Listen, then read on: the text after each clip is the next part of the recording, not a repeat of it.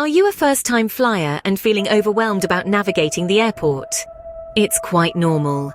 Airports can appear as labyrinths, filled with the bustling crowd, flashing screens, and endless announcements. The complexity of it all can indeed be intimidating, but let's take a moment to understand why. The process involves numerous steps, from check-in to boarding, each with its own set of rules and procedures. Fear not, this video will provide you with a step-by-step guide to help you navigate airports with ease. The first step is checking in. This process can be done in a few different ways. You can check in online, which is a great option as it saves time and allows you to skip the lines at the airport. You can do this up to 24 hours before your flight, and it's as simple as visiting the airline's website, entering your flight details, and printing out your boarding pass. But if you're more comfortable with in-person check-in, or if you have luggage to check, you can always opt for airport check-in. At the airport, you'll find self-service kiosks where you can enter your flight details and print your boarding pass. Or you can visit the ticket counter where airline staff will assist you with the check-in process. Regardless of the method you choose, checking in is an essential step in your airport journey. It's the process that confirms your presence on the flight and provides you with the essential document, your boarding pass. Remember, you can check in online up to 24 hours before your flight to get your boarding pass. Let's talk about luggage. Now, this part of the airport journey can be a little tricky if you're not prepared. If you have luggage to check, you'll do this at the ticket counter. But before you get there are a few things you should do. First, every bag you plan to check needs to be labeled, both inside and out.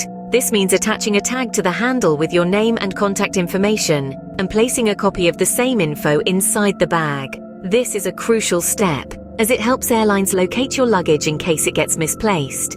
Next, we come to weight and size restrictions. The weight and size limits for checked luggage can vary by airline, so it's important to check these details ahead of time. Overweight or oversized bags can result in extra charges, and we all want to avoid those, don't we? So to summarize, ensure your bags are labeled inside and out and meet the airline's weight and size restrictions. This will make your luggage check-in process smooth and hassle-free, setting you up for a stress-free journey.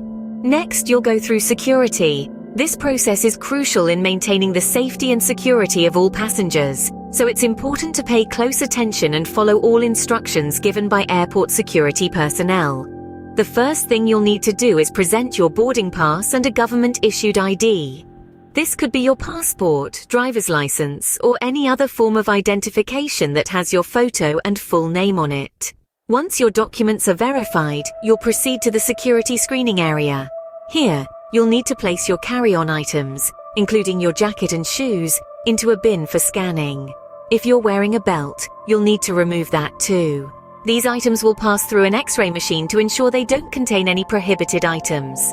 Now let's talk about the 311 liquids rule. This rule states that you can carry liquids in your carry-on bag as long as each container holds 3.4 ounces or less.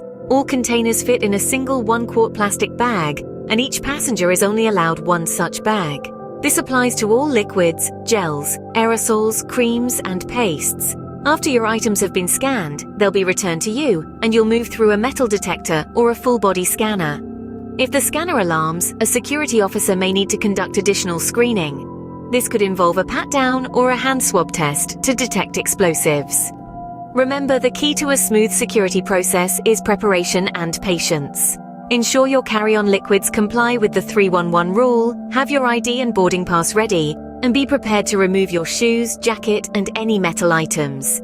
This will make the process quicker and less stressful for everyone. Remember, you'll need your boarding pass and a government-issued ID, and be prepared to follow the rules for carry-on items. Timing is everything. When it comes to air travel, showing up on time is not just a matter of politeness, it's a necessity. But how early should you arrive at the airport? Well, that depends on where you're flying. For domestic flights, it's advisable to arrive at least 90 minutes before your departure time. This allows you plenty of time to check in, navigate security, and find your gate without feeling rushed. Now, if you're flying internationally, the recommended arrival time extends to at least 2 hours prior to your flight. International flights often involve additional security and paperwork, so it's best to give yourself that extra cushion of time. Remember, these are minimum suggestions. If the airport is known to be particularly busy or during peak travel times, it's always a good idea to allow even more time. In air travel, it's better to have time to spare than to be racing against the clock. So for domestic flights, arrive at the airport at least 90 minutes before departure, and for international flights, at least 120 minutes. Once you're through security, you'll need to find your gate. This is where the next leg of your airport journey begins. The departure gate is your portal to the skies, your final waiting room before you're airborne. Flight boards scattered throughout the airport will be your best friend in this quest. These large electronic signs display all the crucial details: your flight number, destination, and most importantly, your gate number. Keep an eye on these boards as gate assignments can change. Now you might be wondering, why do I need to be at the gate so early? Well, the gate is where the airline staff will make important announcements about your flight. It's also where you'll line up when it's time to board the plane. Being punctual at your gate can save you from a lot of unnecessary stress. It's not uncommon for airlines to begin boarding 20 to 30 minutes before the departure time. So, to ensure a smooth and hassle-free boarding process, be at your gate at least 30 minutes before the flight, as boarding typically starts then. Knowing the airport layout can be a huge help. Now let's dive into why understanding the airport layout can make your journey smoother. Airports can be sprawling complexes filled with terminals, gates, shops, restaurants, and other amenities. Navigating through this maze can be a daunting task, especially when you're running against the clock. Here's where being familiar with the airport layout comes in handy. Before you arrive at the airport, take some time to explore the airport map. Most airports offer detailed maps on their websites or mobile apps. These maps are often interactive, allowing you to zoom in and out and navigate between different sections of the airport. They provide information about the location of terminals, gates, check-in counters, security checkpoints, baggage claim areas, restrooms, and other key points of interest. Why is this important? Well, understanding the airport layout can save you precious time. It can help you plan your route from the check-in counter to the departure gate and locate essential amenities such as restrooms, restaurants, or charging stations for your devices. It's also useful if you have a connecting flight. Knowing where your arrival and departure gates are can make the transfer process smoother, reducing the stress of having to rush through an unfamiliar airport. Additionally, if you're an avid shopper or a foodie, being familiar with the airport layout can help you locate the best duty-free shops or the tastiest airport restaurants. So before you set off on your journey, spend a few minutes studying the airport map. It's a small step that can make a big difference in your travel experience. Most airports provide maps on their websites or mobile apps, which can help you plan your route and find amenities. So embrace the art of map reading and let it guide you through the airport labyrinth. And there you have it, a step-by-step guide to making your airport experience less daunting and more enjoyable. We've covered everything from online check-in, which can be done up to 24 hours before your flight, to the importance of labeling and checking your luggage at the ticket counter. We've also discussed how to prepare for TSA security, including having your boarding pass and government-issued ID ready, and following the guidelines for carry-on items. We've emphasized the importance of arrival times, recommending that you arrive at least 90 minutes before domestic flights and at least 2 hours before international ones. This ensures you have ample time for check-in, security, and finding your gate.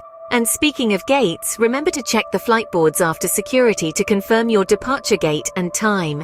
Aim to be at your gate at least 30 minutes before your flight, as boarding typically begins then. Lastly, we've encouraged you to familiarize yourself with the airport layout beforehand.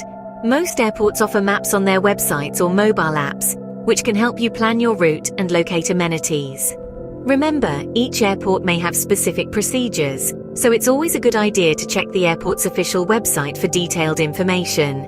Safe travels, and don't forget to like, subscribe, and share our videos. Comment below with topics you'd like us to cover in future videos. Keep watching and supporting us.